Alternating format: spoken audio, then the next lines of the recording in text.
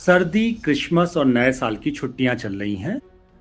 देश में पिछले 1 डेढ़ 2 सालों से लगातार कई खबरें आई। एक खबर आई कि गोवा में पर्यटकों की संख्या पिछले 1 साल पहले लगभग खत्म सी हो गई। उसी तरह से देश के तमाम टूरिस्ट जो हिल स्टेशंस हैं वहां से भी आ रही है कि इस बार उस तरह के पर्यटक नहीं है जैसे आमतौर पर भीड़ होती है।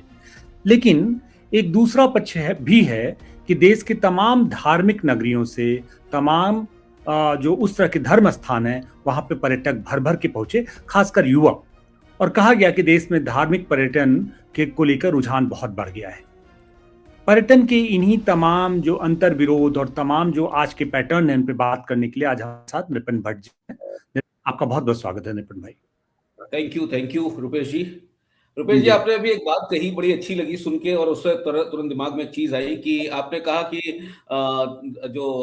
जो हमारा पारंपरिक पर्यटन था, जैसे हिल स्टेशंस पर जाना या और अन्य जगहों पर समंदरों के किनारे गोवा वगैरह जाना, ये सब जो था वो कम हुआ है, धीरे धीरे नंबर कम हो रहा है, और धार्मिक पर्यटन बढ़ रहा है। जब हम पर्यटन शब्द का इस्तेमाल करते हैं तो रुपेश जी, एक चीज समझ लीजिए, पर्यटन का मतलब होता है उस पर्टिकुलर जगह का या उस क्षेत्र में रेवेन्यू जनरेशन होना, और ज्यादा से ज्यादा लोग स्पेंड करते हैं अपने घर से, जब निकलते हैं तब से पैसा खर्च करना शुरू करते हैं, और अपने डेस्टिनेशन पर जब वापस आते हैं तब तक पैसा खर्च करते हैं। लेकिन एक ध्यान देने की बहुत जरूरी बात यह है कि ठीक है, धार्मिक पर्यटन बढ़ रहा है, लेकिन धार्मिक पर्यटन से किसी भी क्षेत्र में अगर आप देखें, मैं बहुत दिनों से ऑब्जर्व कर रहा हूं वाराणसी को, जो कि कहा जाता है कि वहां पर अब इतने पर्यटक आते हैं जितने कि आगरा में भी नहीं आते, आगरा से भी ज्यादा पर्यटक आते हैं। जी लेकिन आगरा को अगर देखा जाए, आगरा में जितने होटल्स हैं, जितनी सुविधाएं हैं, जितना पर्यटन आता है, जितना आगरा को रेवेन्यू मिलता है, उतना रेवेन्यू वाराणसी को नहीं मिलता है, उतना रेवेन्यू अभी भी अयोध्या को नहीं मिलता, जबकि नया नया राम मंदिर बना है। कारण ये है, सिंपल सा कारण ये है कि ये सब जो पर्यटन स्थल होते हैं, धार्मिक पर्यटन स्थल जो होते हैं, वहां पर चाहे युवा जाए, चाहे बड़ा जाए, कोई भी जाए। आपने देखा कि 60-65 करोड़ लोग अभी कुंभ में गए थे, इलाहाबाद में, इतना सब हुआ वहां पर, लेकिन बहुत ज्यादा रेवेन्यू नहीं जनरेट होता। कारण क्या है कि ये धार्मिक जो पर्यटक होता है वो स्टे नहीं करता है, वो रुकता नहीं है। जब वो रुकेगा नहीं तो वो इकोनॉमी में कंट्रीब्यूट नहीं करता है, उस लोकल इकोनॉमी में। कारण ये है कि जब वो जाएगा, सवेरे उसने गाड़ी ली या बस से चला गया, जिस भी साधन से गया, वहां पर जाके उसने दर्शन किए, दर्शन करके वहीं किसी गली में पूरी आलू खा के, और उसने दूसरी लौटने की बस पकड़ी और वो चला आया, क्योंकि उसका मेन उद्देश्य था दर्शन करना। अभी आप 1 तारीख को, 31 तारीख को अयोध्या में बहुत भीड़ रही है, लेकिन उसमें कितने लोग रुके? आप एक भी आदमी नहीं रुकता, क्योंकि मैं अयोध्या जाता रहता हूँ, मेरा वहां पे काम है, मैं वाराणसी जाता रहता हूँ, मेरा वहां पे काम है, मैं देखता हूँ। लेकिन इस पर्यटन का कोई लाभ नहीं है। ये पर्यटन जो है, ये किसी भी तरीके से आर्थिक दृष्टि से तो किसी मतलब का नहीं है। पर्यटन वही ठीक था कि जब आप जाते थे नैनीताल, 2-3 दिन रुकते थे, तो नैनीताल के में जो टैक्सी वाले थे, जो लोग थे, उनका फायदा होता था, जो लोकल खाने थे वहां, मतलब जो रेस्टोरेंट वाले थे, उनका फायदा होता था, और होटल्स बहुत चलते थे। अच्छा, जी जो पर्यटन। जी जी आप जी। बोलिए। मैं आप बहुत सही बात कर रहे हैं, लेकिन एक बात समझने की जरूरत है, खासकर जिस तरह से इंडिगो संकट के बाद हम लोगों ने देखा है भारत में लोकल ट्रांसपोर्टेशन बहुत टफ है। एविएशन इंडस्ट्री अपने आप में जिस तरह के चैलेंज रोज पैदा कर रही है।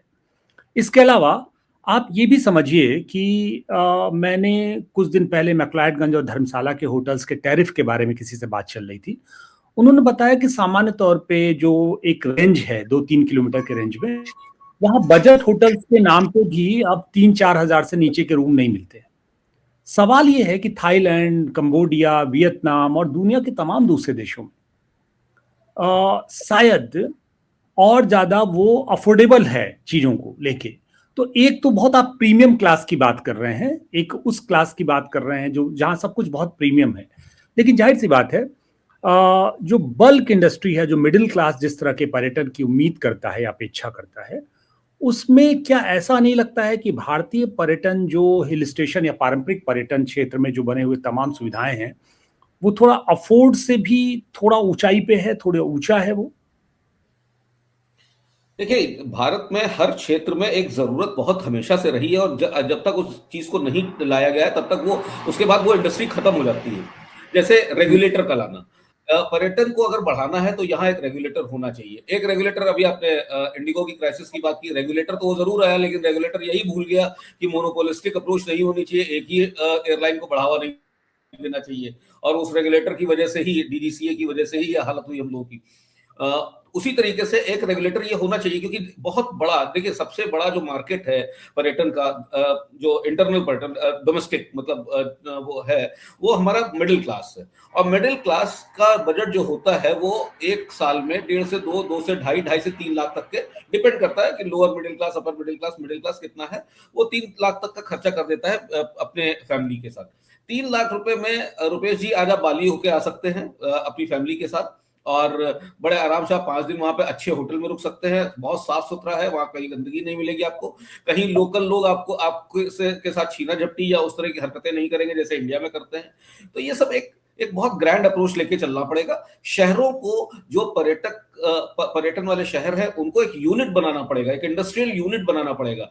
वहां पर कुछ एक ऐसी अथॉरिटी रखनी पड़ेगी, एक पर्यटन अधिकारी ऐसा होगा जो हर चीजों को मॉनिटर करे। वो वहां पर लोकल चोरी चमारी नहीं है, कोई टैक्सी वाला ज्यादा चार्ज नहीं करता, होटल्स के रेट यूनिफॉर्म है, सही है, कोई ज्यादा नहीं लेता है, होटल्स उसी तरीके से साफ होते हैं। वो इस पॉइंट ऑफ व्यू से नहीं देखे जैसे कि होटल वाले जाते हैं, जो एक अथॉरिटी होती है जो होटल्स को चेक करती है कि वो होटल्स ठीक है कि नहीं है, गलियों में तो नहीं है, ऐसे नहीं, वो पर्यटन पॉइंट ऑफ व्यू से देखे कि साफ सुथरे हैं कि नहीं है, गलियां साफ हैं कि नहीं है, खाना ठीक मिल रहा है कि नहीं मिल रहा है, रेट यूनिफॉर्म है कि नहीं। जो आप ये सब चीजें करेंगे, आप एक शहर को पूरा ये बना लीजिए। सपोज आगरा है, आगरा में लाखों टूरिस्ट आता है, आगरा में एक डिपार्टमेंट या एक ऐसा कुछ बन जाए, एक बॉडी ऐसी बन जाए, प्राइवेट बॉडी, एनजीओ, या प्राइवेट तो नहीं, गवर्नमेंट बॉडी होनी चाहिए, क्योंकि उसके पास अथॉरिटी होनी चाहिए, टूथलेस नहीं होनी चाहिए कि वो किसी को कुछ कर भी ना सके। एक मजबूत बॉडी बन जाए और वो आगरा को खाली ऐसे डेवलप, ऐसे मॉनिटर करे, ऐसे रेगुलेट करे कि वो हब बन जाए टूरिज्म का। तो जो लोकल है, लोकल इंडियंस भी हैं, वो भी जाने लगेंगे। वैसे भी आगरा 2 ही 3 महीने जा सकते हैं आप, सर्दियों में ही जा सकते हैं, वरना गर्मियां तो भयानक होती है आगरा में। उसी तरीके के जो कोस्टल सिटीज हैं, उन सिटीज में लैंग्वेज को लेकर जो बैरियर्स हैं, हिंदी वाले जाते हैं तो वहां की लैंग्वेज वाले ठीक से बात नहीं करते हैं। आप किसी बीच पर चले जाइए, कूड़ा कचरा पड़ा हुआ है। कौन, हर शहर को जो भी पर्यटक स्थल है, चाहे वो गोवा हो, गोवा तो खैर राज्य हो गया, जो वहाँ पे छोटे छोटे जो पार्ट्स हैं वो हो गए, कोयम्बटूर हो गया, या जो कोस्टल, नॉन कोस्टल, जहाँ पे भी धार्मिक अलग एक पूरी बॉडी बननी चाहिए, एक जिसका काम ही हो कि इस पर्यटन को किस तरीके से ज्यादा यहाँ पर लाया जाए, जो बाहर पर्यटक जा रहा है उसको अट्रैक्ट किया जाए। देखिए भारत एक ऐसा देश है जो पूरी तरह से डाइवर्सिफाइड है, यहाँ आपको सब कुछ मिल जाएगा। आप अपने पूरे जीवन में हर साल अगर आप 25 साल की उम्र से घूमना शुरू करते हैं और 50 साल की 60 साल की उम्र तक घूमना चाहते हैं, तो बड़े आराम से 30, 35, 40 ऐसे डेस्टिनेशन हैं अलग अलग, जहां पर आप हर साल जा सकते हैं, 5-5, 6-6 दिन रुक सकते हैं और 2-2, 3-3 लाख रुपए खर्च करके एक नया एक्सपीरियंस, एक नई मेमोरी आप क्रिएट कर सकते हैं। अपने आप में ये कंप्लीट है। लेकिन यहाँ पर किसी भी इंडस्ट्री को, किसी भी चीज को इतना सीरियसली लिया नहीं जाता है।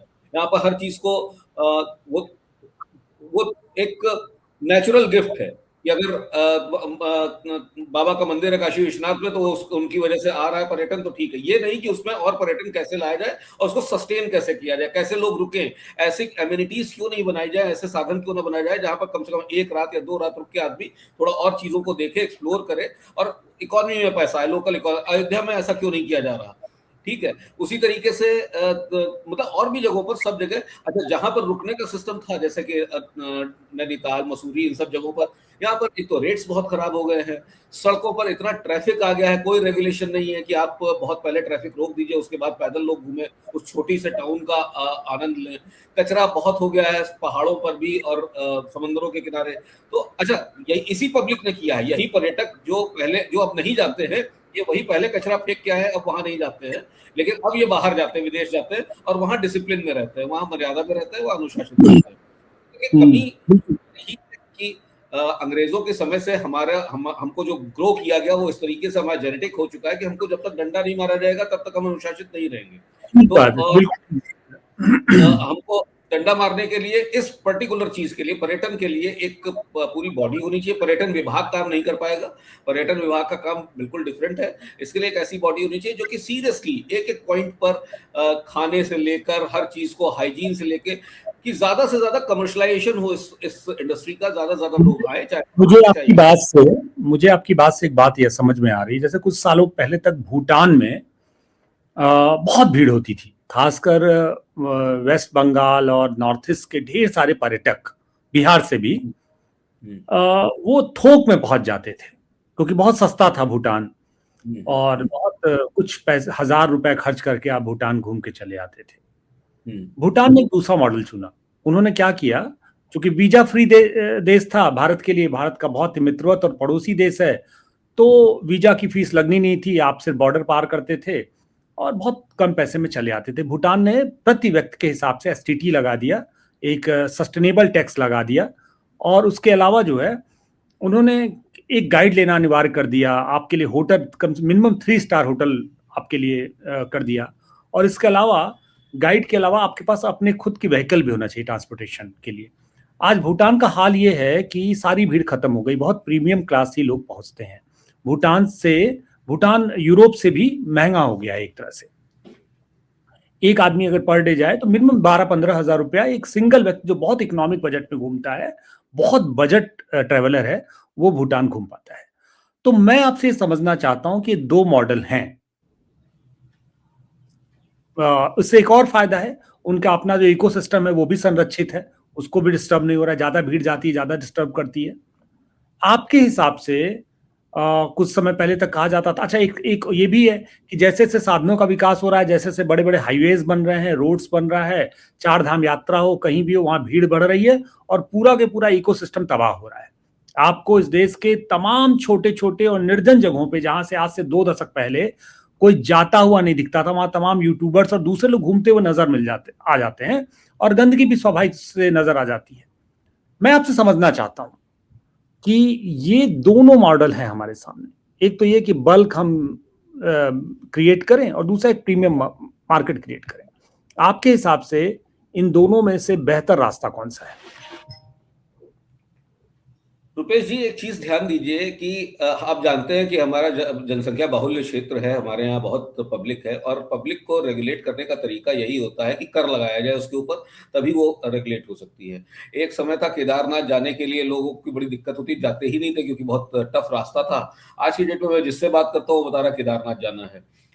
ठीक है, बिल्कुल जाइए, कोई दिक्कत नहीं है, लेकिन सरकार को एक साइजेबल अब आप देखिए, अमरनाथ यात्रा सबके लिए खुली है, सब लोग जा सकते हैं, कोई मनाही नहीं। अगर आपकी कोई बीमारी नहीं तो आप जा सकते हैं। उस अमरनाथ यात्रा के लिए 80,000 से 1 लाख के पैरामिलिट्री फोर्सेस और मिलिट्री फोर्सेस लगाए जाते हैं उसकी सुरक्षा के लिए। तो अगर इतना रुपया खर्च कर रही है और सब कुछ फ्री होता है, पूरे रास्ते में रहना वगैरह सब कुछ फ्री होता है, तो भीड़ बढ़ेगी। लेकिन इससे कहाँ रेवेन्यू आ रहा है? रेवेन्यू क्या? आप पर्यटन को बढ़ावा दे रहे हैं, पर्यटन इसलिए बढ़ावा दिया जाता है कि रेवेन्यू जनरेट हो। आप अयोध्या में इतने लोग जाते हैं, आप तो लखनऊ में ही रहते हैं, आपको पता ही होगा कितने लोग अयोध्या जाते हैं, कहाँ रहे? तो एक प्रीमियम, आप मंदिर पर तो टिकट लगा देंगे, ठीक है कि भाई मंदिर में एंट्री इतने रुपए की होगी, कहीं पर भी आपने दर्शन के लिए इतना कर दिया, उतना कर दिया, उससे चलिए उससे लोकल अथॉरिटीज को कुछ पैसा मिल भी जाएगा किसी चीज के लिए, लेकिन उससे उस शहर में क्या खास हो रहा है या उसमें लोग क्यों नहीं रुक रहे हैं? तो एक प्रीमियम हर स्तर पे होना चाहिए। मसूरी में अगर आप जा रहे हैं तो मसूरी में एक पॉइंट से आप आगे नहीं जाएंगे, वहां तक गाड़ी नहीं जा सकती, वहां एक जगह रुक जाना है आपको, पहली चीज।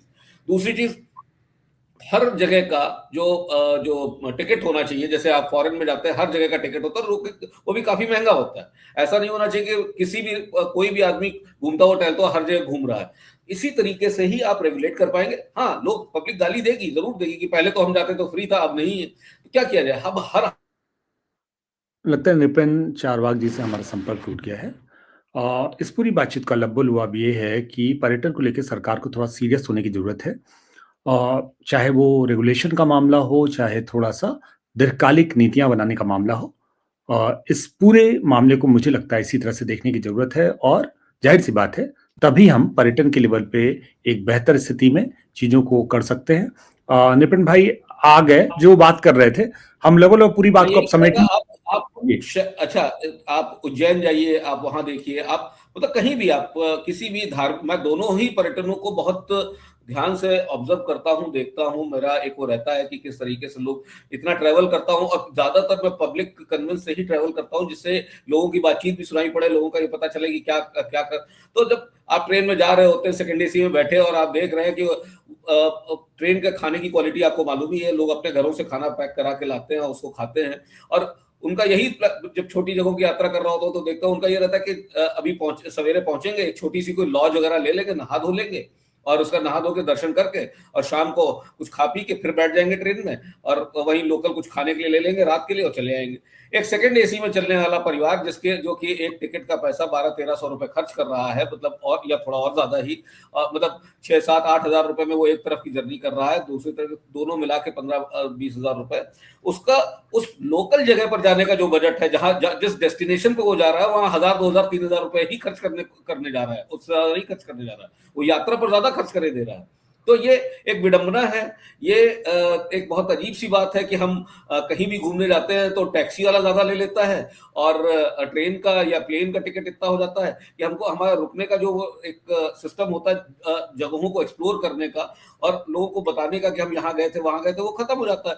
आप बाली जाते हैं, ताइवान जाते हैं, वियतनाम जाते हैं, आजकल बहुत हो गया क्योंकि बहुत बजट सिस्टम में हो जाता है, थाईलैंड जाते हैं, 1-2-3-4 लाख रुपए में हो जाता है। 1-2-3-4 लाख रुपए में आप खुद सोचिए जिस स्तर के व्यक्ति आप हैं, अगर आप कोयम्बटूर जाए अपनी फैमिली के साथ, आप कोयम्बटूर छोड़िए आप दार्जिलिंग जाए, तो आप यहाँ से कलकत्ता तक फ्लाइट से जाएंगे, फ्लाइट का टिकट जोड़ लीजिए, फिर कलकत्ता से आप सिलीगुड़ी जाएंगे, सिलीगुड़ी से आप दार्जिलिंग जाएंगे।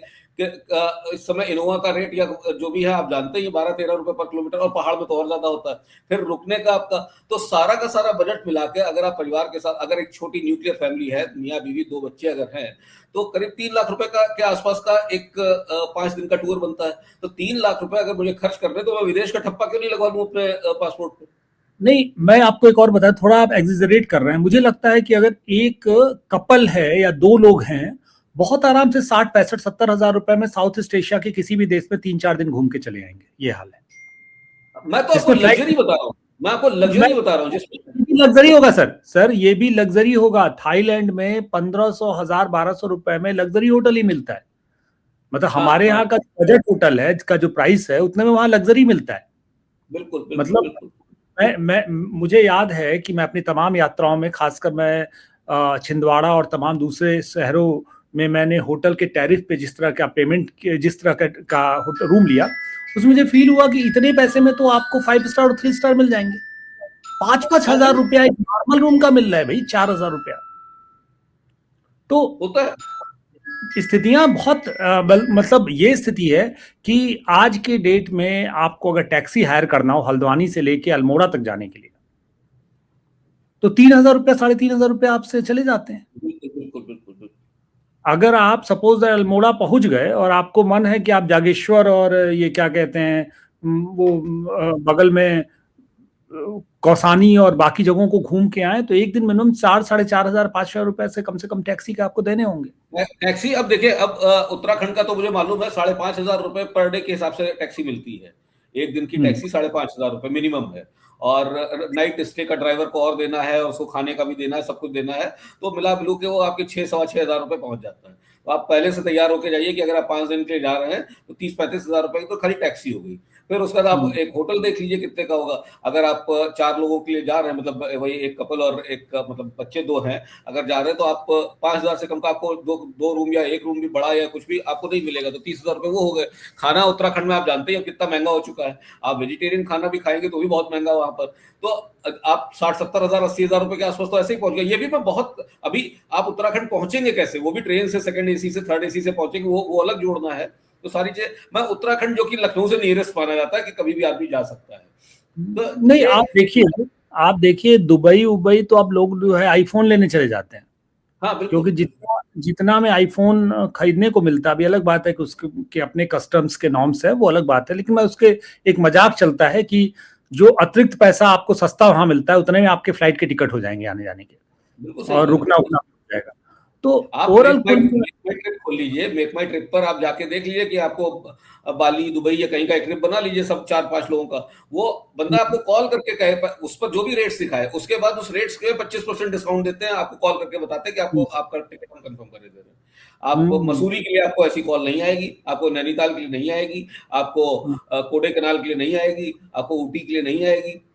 तो ये सब अब जगह ऐसी हो चुकी है कि अगर रास्ते में पड़ जाए तो देख लीजिए, वरना निकल जाइए किसी काम से। मुझे ऐसा लगता है कि नॉर्थ इंडिया की तुलना में साउथ की स्थिति फिर भी बेहतर है। साउथ में आपको मतलब टैरिफ भी अफोर्डेबल है, और दूसरी बात चीजें ये है कि थोड़ा सा आपको जो पूरा नजरिया है ना, वो भी थोड़ा सा आपको लगेगा, थोड़ा पॉजिटिव नजर आएगा। ऐसा क्या आपने फील किया है?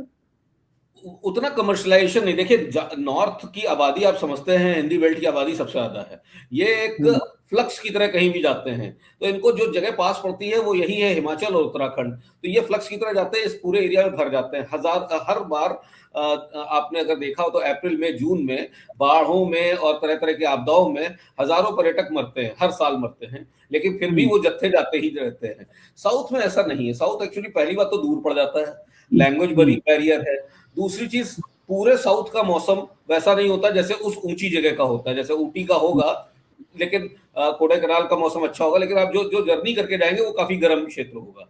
तो वो एक्सपीरियंस नॉर्थ इंडियंस के लिए वैसा नहीं रहता। यहाँ पर क्या है, आप दिल्ली से गाड़ी चलाए, 4 घंटे में ठंडी जगह पहुंच गए और फिर 4 घंटे की एसी की गाड़ी में वापस आ गए, तो इतना ज्यादा बुरा नहीं लगता है। लखनऊ से भी आप गाड़ी में बैठे चले गए। वहां पर यात्रा करना, आप बेंगलोर उतरेंगे, हैदराबाद उतरेंगे, चेन्नई उतरेंगे, कहीं पे भी अगर आप उतरते हैं तो वो मौसम, वहां का मौसम लोकल जो है वो गर्म है। फिर उसके बाद वहां से आप गाड़ी करके जाते हैं, लैंग्वेज बैरियर एक है ही है। खाने की असुविधा ये रहती है, वैसा नॉर्थ इंडियन खाना नहीं मिलता है जैसा कि हमारे नॉर्थ इंडिया में मिल जाता है, इजीली अवेलेबल नहीं है। आप 1-2 दिन तो साउथ इंडियन शॉप में खा लेते हैं, उसके बाद आप नहीं खा पाते हैं।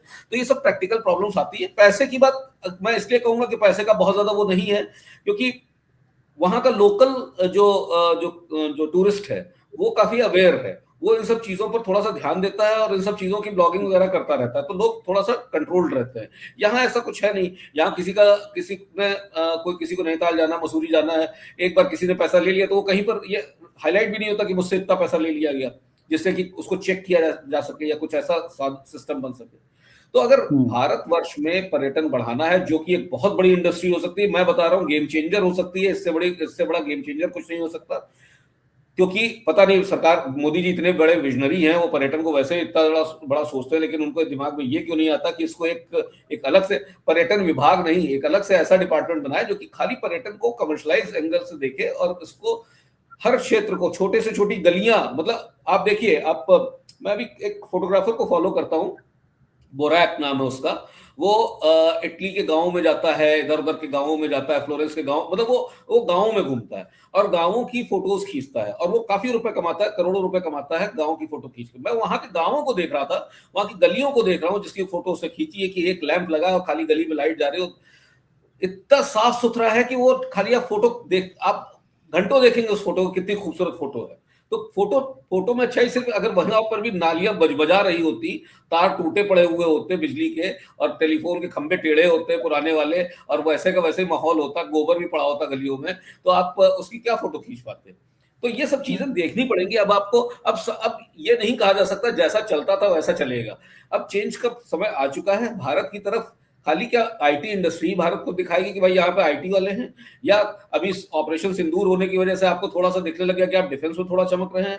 क्या एक नेता का ही ठेका है कि वो जोर जोर से चिल्लाए कि मेक इन इंडिया और भारत और भारत और भारत, वो दुनिया भर में जाके हम लोग रिप्रेजेंटेटिव नहीं है? क्या हमको कुछ नहीं करना है भाई? कोई इसको ये कहे कि मैं एक तरफा बोल रहा हूँ या कुछ भी, लेकिन sense of belonging to India तो हमारे 14 साल में ही आया है। हम 12-13 साल में ही हमें समझ में आया, वरना तो ऐसा लगता था एक देश में रह रहे हैं, यहाँ पर कभी भी कोई भी चीज लाद दी जाती है, कभी भी कोई चीज हटा दी जाती है। तो अब जब ठीक सेंस बात। ऑफ बिलोंगिंग आ गया है, जब अच्छा लगता है, उस बलिया जाने में पूरी रात लग जाती थी तब पहुंचते थे, आज 4 घंटे में बलिया खड़े हो जाते हैं जाके। जब ऐसी सुविधाएं मिलती हैं, जब हमारा देश इतनी तेजी से बदल रहा है, तो कहीं ना कहीं एक पर्यटक जो कि एक आम आदमी है, उसकी भी जिम्मेदारियां बनती हैं, एक सरकार की जिम्मेदारी ये बनती है कि एक रेगुलेटर होना चाहिए। और एज एज अ टूरिस्ट हमें बहुत थोड़ा एक एक कम्युनिटी में काम करना चाहिए, जिससे लोगों को लगे कि हाँ भाई ये चेंजेस आ सकते हैं। इससे बड़ी इंडस्ट्री बिल्कुल। नहीं है, मैं बता रहा हूँ आपको, क्योंकि ये मुझे नहीं मालूम है कि देवभूमि है भारत या नहीं है, लेकिन यहाँ पे कितने ईश्वर और कितना ईश्वर का वो है, वो भी नहीं मैं देखता। लेकिन ये सब कहा इसीलिए गया है शायद, क्योंकि इतनी डाइवर्सिफाइड कोई ज्योग्राफी और इतनी बड़ी ज्योग्राफी पूरे दुनिया में नहीं है। इवन अमेरिका भी काफी डाइवर्सिफाइड है, लेकिन वो भी इतनी अच्छी तरीके से डाइवर्सिफाइड नहीं है। तो ये ठीक एक बात है। लैंड है, अ, इस गिफ्टेड लैंड को हमें।